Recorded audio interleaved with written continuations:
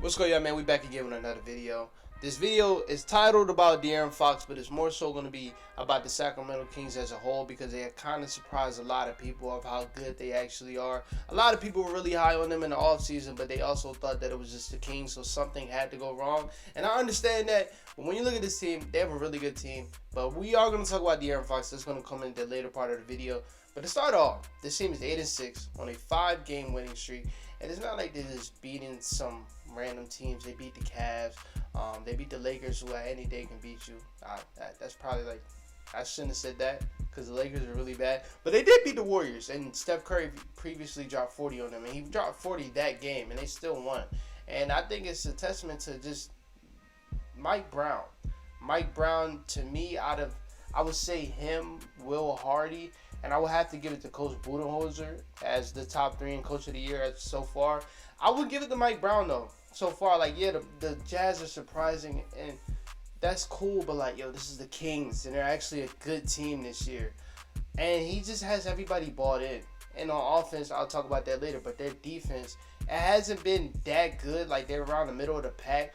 But when you look at this team, they don't really have standout defenders. So for them to even be in the middle of the pack, that stands out. De'Aaron Fox is actually locked in on defense. We haven't seen De'Aaron Fox locked in on defense since his second year. So to see that, that's something I'm excited to see. And Sabonis hasn't been that bad. You just know he's not a rim protector. He's not a defensive anchor. But as far as on switches and on pick and rolls, he's been guarding the pick and rolls really well. Their best defender, Davion Mitchell, lockdown. We talk about a lot of guards that are locked down. Drew Holiday, Alex Caruso, Marcus Smart. He's damn near there in his second year or his third year. He's almost there. Like Davion Mitchell is a really, really good defender. And he's only like 5'11". But I feel comfortable putting him on 1 through 3 because he doesn't give up. Like, he plays bigger than he is. Like, he looks 5'11". He plays like he's 6'4". Just how he's able to stay in front of you, how he's able to use his hands so you can't dribble this way or that way. He bodies up when you try to body up. He's a really, really good defender. And it's crazy that he's just so small. But he's really, really good. Even off the bench. They actually kind of took Rashad Holmes out of the lineup. And I understand. Rashad Holmes, when he was like really doing his thing with the Kings, he was their rebounder. And he was like real energetic. But other than that, he wasn't really nothing. They don't need him to rebound no more. They have Sabonis. And they play a more faster lineup. And he can play fast.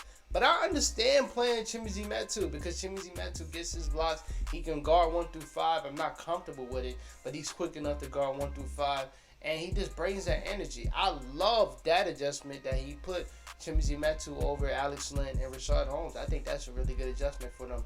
Harrison Barnes is starting to get it going on defense, and that's a big key because they want to get farther. They need wing defense, and that's their best wing defender. Even Keegan Murray has surprised me on defense. I didn't really think he was that good of a defender coming out of college, but he looks good. And I'm happy they're actually putting him on 3s and putting Harrison Barnes on the 4s because that's what I see down the line with Keegan Murray. I think this team would be comfortable drafting another 4 because I think Keegan Murray is good enough to be a 3.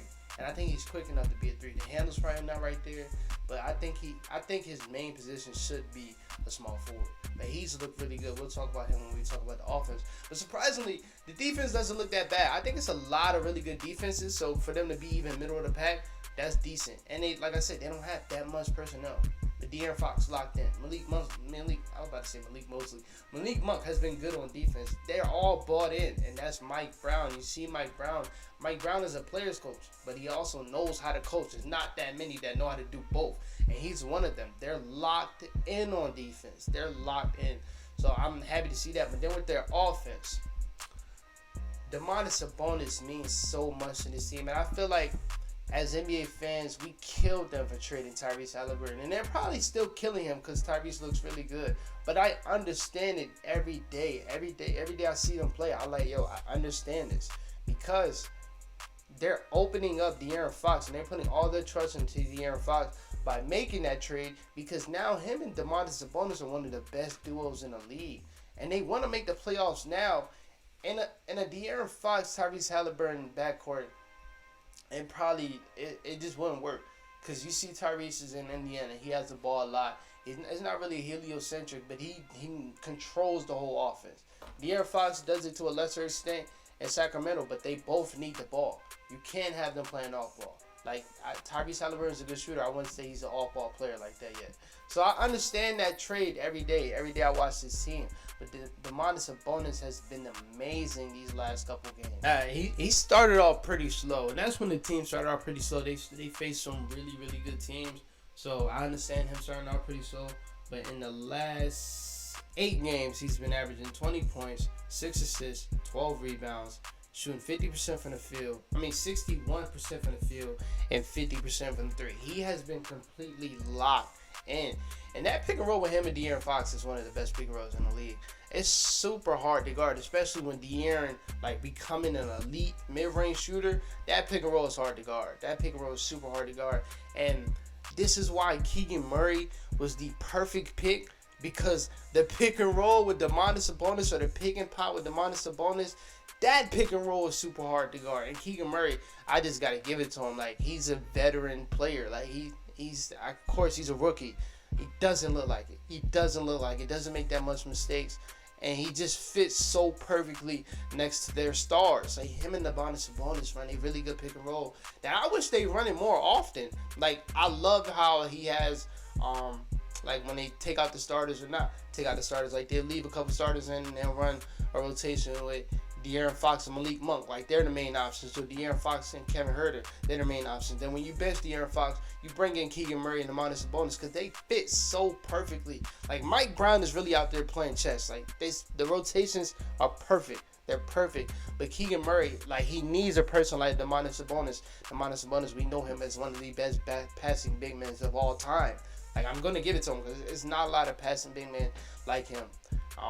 And he's been really good next to Keegan Murray. De'Aaron Fox, we could talk about him now. He's becoming elite. He's taking that step that other guys around him have taken. Last year, he was supposed to take that step. There's no reason why.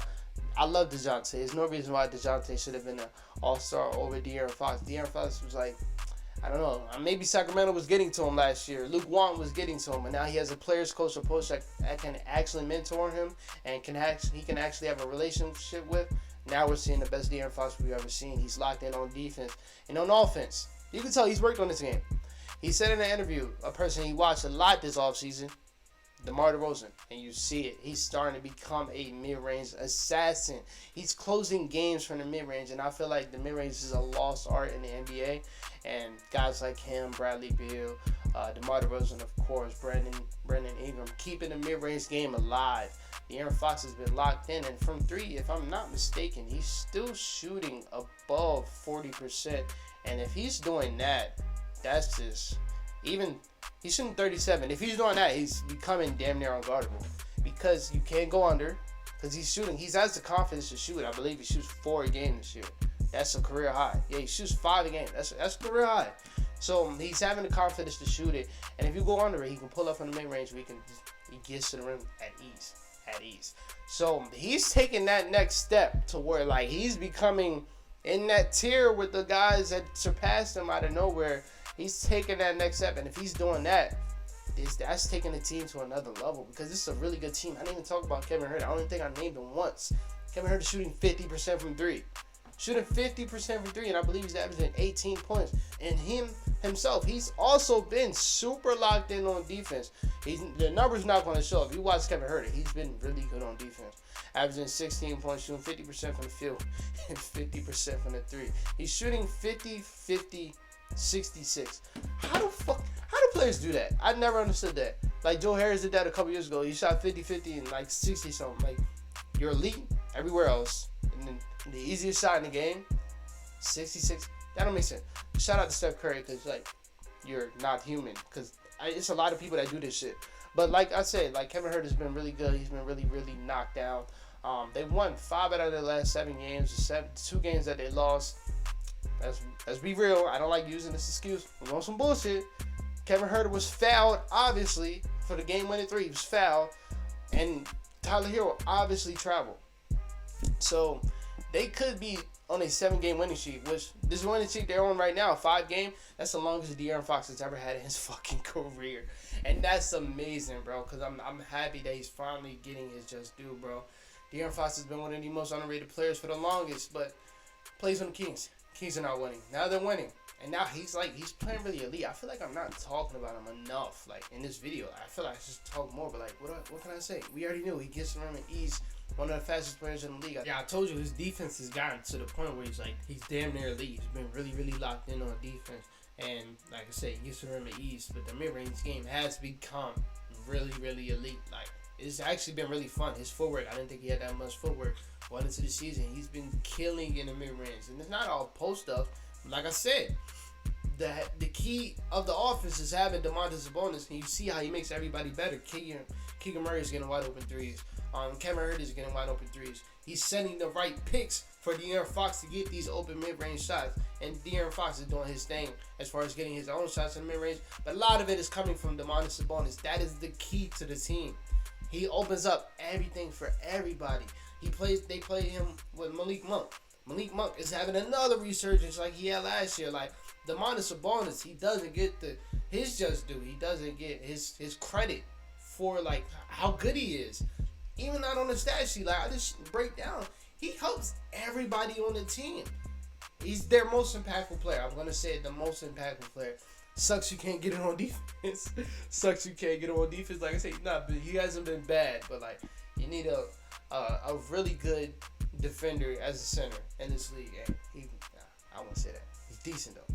But for offense, opens up the game for everybody. They're number 2 offense in the league. If they had another big in here, not named Jokic, they wouldn't be a number 2 offense in the league because it's nobody. Off the top of my head, it's not a big that does a lot of the things that DeMontis Sabonis does. Like he just opens up the game for everyone. When we looking at this team making the playoffs, I don't know, man. The West is deep. The West is deep. Like if we look at the Western Conference standings, the Jazz are at 1 because they just beat the Blazers yesterday. They fucked them up. The Jazz are crazy. They 12-6. Second seed is the Grizzlies. I'm telling you, they got to show me something. I'm not a believer yet. The Trailblazers, same thing. Suns, regular season, I agree. Mavs. And if we're looking at it, everything's separated by 2 games. So these teams can lose 2, and the Kings can keep going because they played the Pistons today. Now they're 1 seed. I think they can make the playoffs. I wouldn't say they're top 6 a lot because I don't see the Warriors being the 12th seed. Clippers are winning a lot lately, so they're about to come up. Nuggets, when Jokic come back, they're gonna come up. And Pelicans, they're getting to it. They're getting to it. BI, I want to make a video about BI too. I might. They're getting to it. But as far as a top 8 seed, the Kings got it. I think they got it. I think the offense is too good.